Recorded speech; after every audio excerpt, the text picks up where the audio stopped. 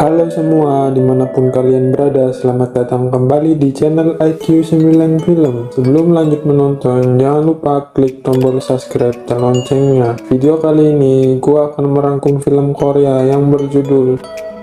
Film ini menceritakan seorang wanita malam yang berhenti bekerja dan lebih memilih menikah dengan duda kaya. Tanpa banyak bacot, yuk sikat geng, kita bongkar alur filmnya.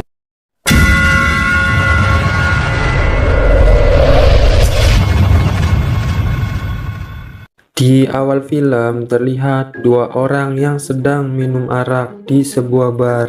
Terlihat wanita cantik dan semok ini bernama Yu Jung Hee. Dia adalah penjaga bar. Di situ ia sedang mengobrol dengan pelanggannya. Tak lama kemudian datang seorang pria yang memakai jas seperti bos dan ikut duduk bersama Yu Jung Hee juga pelanggannya.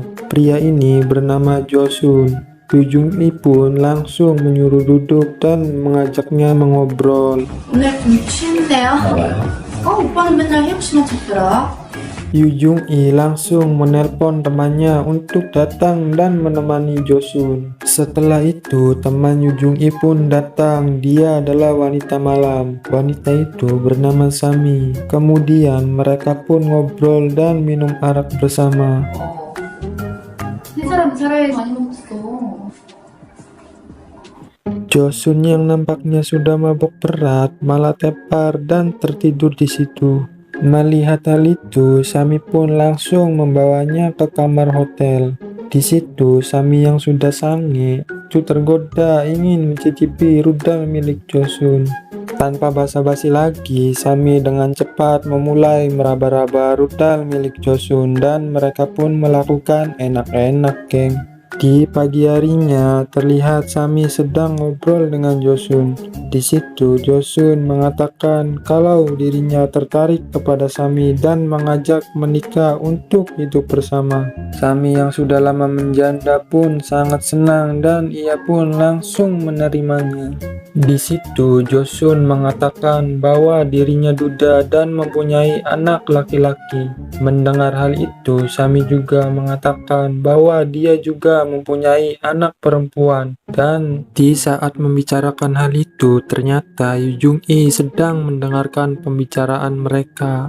Malam harinya, saat Sami berada di bar, terlihat Yu Jung Hee datang dan duduk bersamanya. Di situ, Sami mengatakan dia ingin berhenti menjadi wanita malam karena dia akan memulai hidup baru bersama Jo Sun.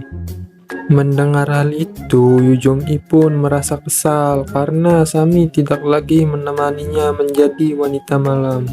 Lalu, Sami pergi dari bar dan meninggalkan Yu Jung Hee yang sendirian itu. Scene berpindah ketika Sami sedang menjemput anaknya dan mengajaknya pulang bersama. Anaknya ini bernama Siva. Saat dalam mobil, Sami mengobrol dengan anaknya bahwa ia akan menikah lagi dan ia akan ke rumah Jo Sun. Mendengar hal itu, Siva ternyata tidak senang. Kemudian mereka pun berangkat ke rumah Jo Sun. Singkat cerita, terlihat mereka sudah ada di rumah Jo Sun dan disambut hangat oleh Jo Sun. Kemudian mereka pun masuk dan mengobrol di ruang tamu. Di saat Jo Sun mengajak Sami berbicara, terlihat Siva nampaknya tidak senang dan tidak mau menerima Jo Sun sebagai ayah tirinya tersebut. Kemudian Jo Sun pun merayu Siva dan mengatakan bahwa dirinya akan menjadi ayah yang baik. Di tengah-tengah obrolan mereka, tiba-tiba anaknya Jo Sun pun pulang dan langsung diperkenalkan pada ibu tirinya dan saudara tirinya. Anak Jo Sun sendiri bernama Jojo. Di situ, Siva terkejut melihat anak Jo Sun yang seumuran dengannya yang membuat dia semakin tidak merestui ibunya itu. Sami pun menegur Siva agar lebih mengerti lagi dan bersikap dewasa. Setelah itu, Siva diajak Jo Sun untuk ke kamar barunya dan menyuruh Siva untuk beristirahat. Di sisi lain, Sami sudah berada di kamar. Dia menunggu Jo Sun untuk tidur bersama dan tanpa basa-basi, mereka pun melakukan malam pertama dengan mantap-mantap pastinya, geng.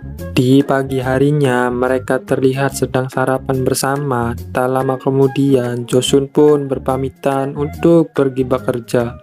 Singkat cerita, Sami pun terlihat sedang membereskan kamarnya. Saat Sami beristirahat duduk di lantai, tak sengaja ia menemukan sepucuk surat yang ada di samping tempat tidurnya. Karena Sami penasaran, ia pun membuka surat tersebut. Saat Sami membacanya, ia pun terkejut karena isi surat itu tertulis bahwa semua harta Josun adalah milik anak laki-lakinya. Lalu, Sami langsung merencanakan sesuatu agar bisa mendapatkan harta warisan itu. Scene berpindah, terlihat Jojo sedang berada di kamarnya. Tiba-tiba Sami datang, ia membawakan kopi dan Sami pun mencoba untuk menggoda Jojo. Namun Jojo yang masih cupu dan polos ini tidak menanggapi godaan ibu barunya itu.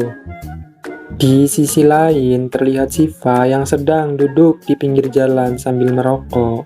Tiba-tiba datang seorang preman yang berniat untuk memperkosanya.